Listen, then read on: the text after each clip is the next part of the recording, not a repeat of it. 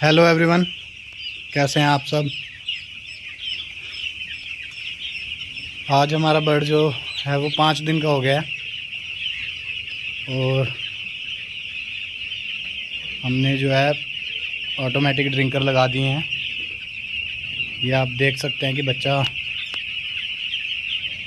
आराम से पानी पी रहा है ऑटोमेटिक ड्रिंकर में।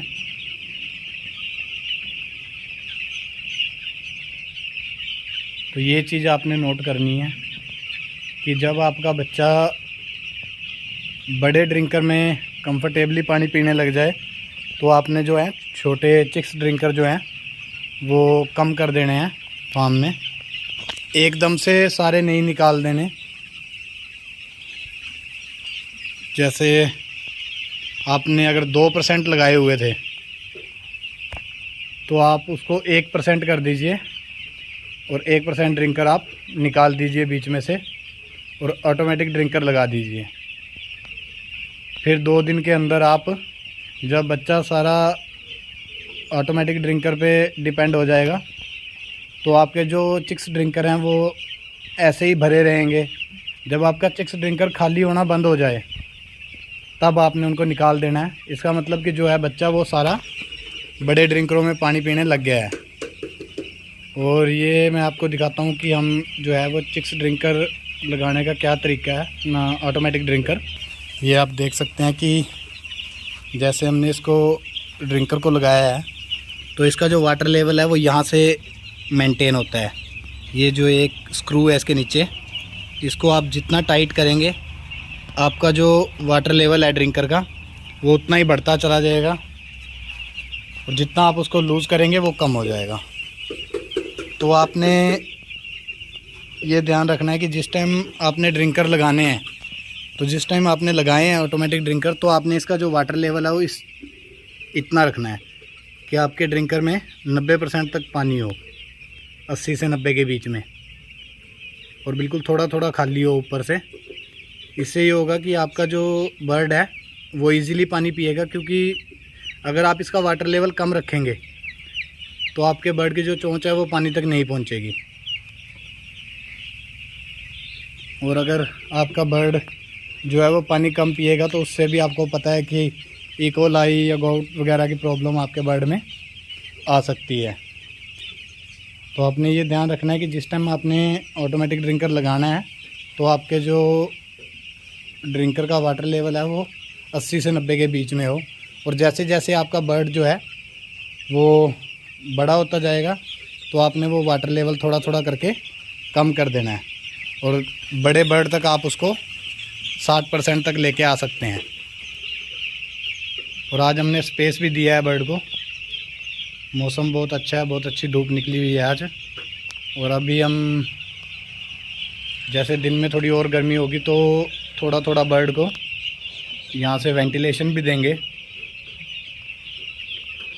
क्योंकि जैसे अगर आप फार्म में हीट स्टोर करने के चक्कर में जैसे रात में टेम्परेचर डाउन जाता है तो कई लोग क्या करते हैं वो दिन में पर्दे नहीं खोलते कि रात तक हीट स्टोर करने के उसमें वो पर्दे बंद रखते हैं।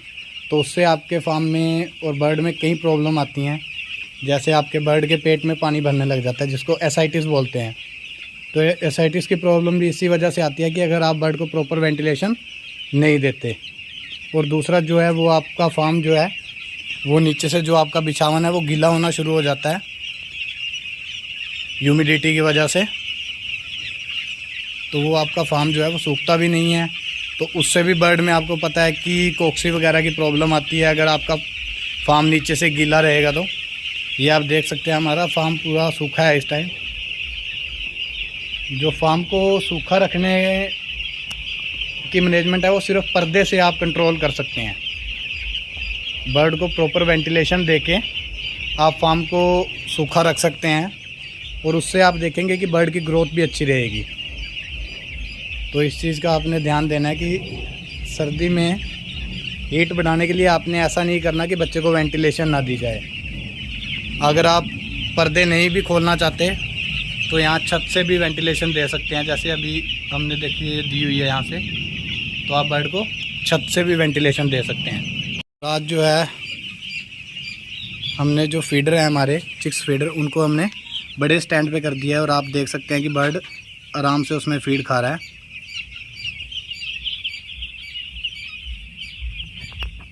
तो इस तरह से आपने जो है वो फीडर और ड्रिंकर की हाइट बढ़ाते रहना है।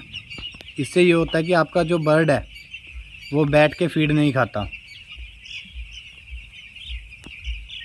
क्योंकि बर्ड अगर आपका बैठ के फीड खाएगा तो उससे भी आपके बर्ड की ग्रोथ में और टांगों में दिक्कत आती है कि बर्ड की जो टांगें हैं वो वीक होना शुरू हो जाती हैं बैठ के फीड खाने की वजह से। तो आपने इस हिसाब से रखना है कि आपका बर्ड जो है वो खड़े होकर फीड खाए और पानी पिए।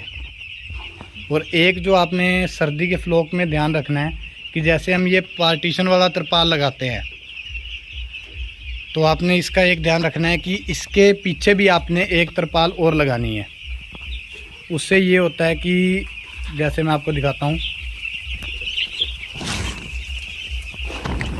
ये देखिए हमने इसके पीछे भी एक और तिरपाल लगाई हुई है।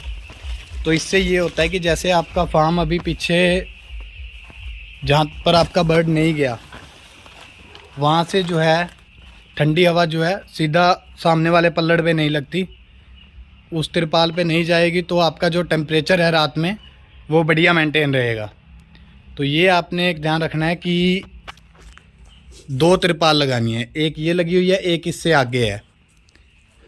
तो इस चीज़ से भी आप जो है बर्ड में अच्छा टेम्परेचर बना सकते हैं। और जैसे आपका शेड जो है जब खाली होता है तो उसके बाद जो जिस भी मेडिसिन का आप स्प्रे करते हैं फार्म में, फार्मोलिन वगैरह या फेमिगेशन जो भी आप करते हैं, उसके बाद आपने ऐसे जो आपका ग्राउंड सरफेस है उसके ऊपर आपने चूना, अच्छे तरीके से चूना लगा देना है।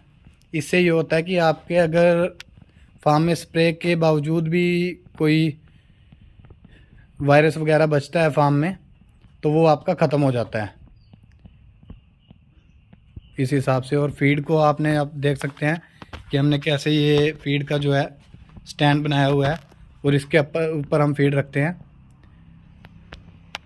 आपने फीड को भी नीचे सीधा ज़मीन पे नहीं रखना, उससे भी ये होता है कि फीड में मॉइस्चर जाने की वजह से फीड ख़राब हो जाता है, तो उससे भी बर्ड में प्रॉब्लम आती है और नुकसान होता है।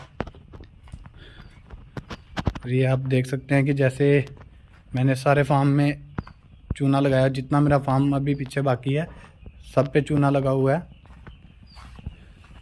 तो इससे ये कुछ चीज़ें हैं जो आप करके फार्म में जो आपकी कोई भी डिजीज़ है उसको आने से रोक सकते हैं। आप जब ये 2 तिरपाल लगा लेते हैं तो आपको पता चलेगा खुद ब खुद, जब आप पहली तिरपाल से अंदर आएंगे तो यहाँ पे भी आपको पता चलेगा कि पीछे वाले फार्म से यहाँ पे भी टेम्परेचर जो है वो थोड़ा अप होता है, और ये जो बर्ड में है वो अंदर टेम्परेचर जो है वो वैसे का वैसा मेंटेन रहता है। तो आज की वीडियो में सिर्फ इतना ही। Thank you.